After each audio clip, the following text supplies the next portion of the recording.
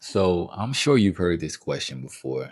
If you can have dinner with anybody, any influential person, dead or alive, who would it be and why? Right? I can remember, being a younger version of myself, and I had an exhaustive list of people that I would have loved to have a conversation with, entertainers or politicians, thought leaders, whoever. Like, I had a list of people like, yeah, it would be great to pick this person's brain or have a conversation with them to see the things that they did to get to where they got to, right? Like, who wouldn't want to do that? What I realized though was, as time went on and I got older, like, that list just got smaller and smaller and smaller, to the point now where I don't want to talk to none of these niggas at all.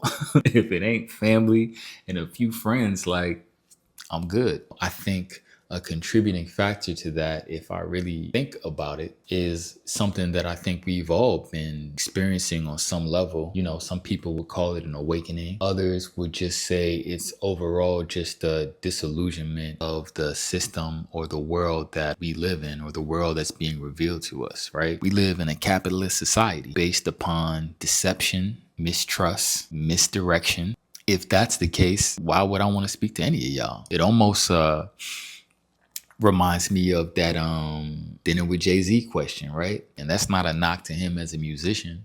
If you ask me today that question, would I rather take, and I don't know if it was $1,000, 500,000, the dollar amount doesn't matter. Like, I'm taking that money. That money's coming with me. We're not having lunch, because there's nothing that a black billionaire capitalist could discuss with me over lunch that would be of any benefit to me.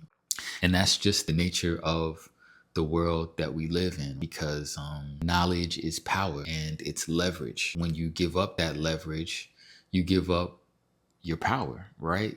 The things that make Jay-Z Hove, those practices that have him in his current position, are all the things that he would never in his life discuss with you or me. Those are not the things that are readily shared with the public. We can talk about 550 State Street and who was doing this and that, right? We can have those conversations. But if you or me get caught in a kitchen like a Simmons whipping pastries, you already know where we're going to. We're going to prison, sir, ma'am. That's just the nature of the beast that we live in. But imagine this, if you will, being able to sit down and have a conversation with Jay like it was him and Emery, or even better, his family, his son, his own reflection. Imagine if you can have a transparent conversation with somebody and actually receive the truth, the highs, the lows, everything you really went through, and the things that you truly live by in order to be the person that you are right now. How much different that conversation would be. How much more worthwhile that would be to us as a collective. You would damn near be wanting to cook the nigga lunch. Then calling Gloria like, is it fish and spaghetti? Yeah. But what is Sean like? Yeah. You're going to be on that type of time, I would imagine, right? I say all that to say that transparent conversation is the concept of returning to the tribe. Imagine me, you, or a group of us, we're trapped on an island. People of different races, different cultures, different ages, genders, right? Nobody's coming to save us. It's just us. We trapped, and we have to figure out a way to survive. We're in a situation now where group knowledge, collective thinking, transparency, honesty, those become the values that would be key to our survival, right? I would imagine the older people, they're going to be telling you, yeah, look for this. This is Leaf for Life. We need this for that. Make sure you plant this, and coming through with the recipes and all the different things that we would need that maybe younger people might not know.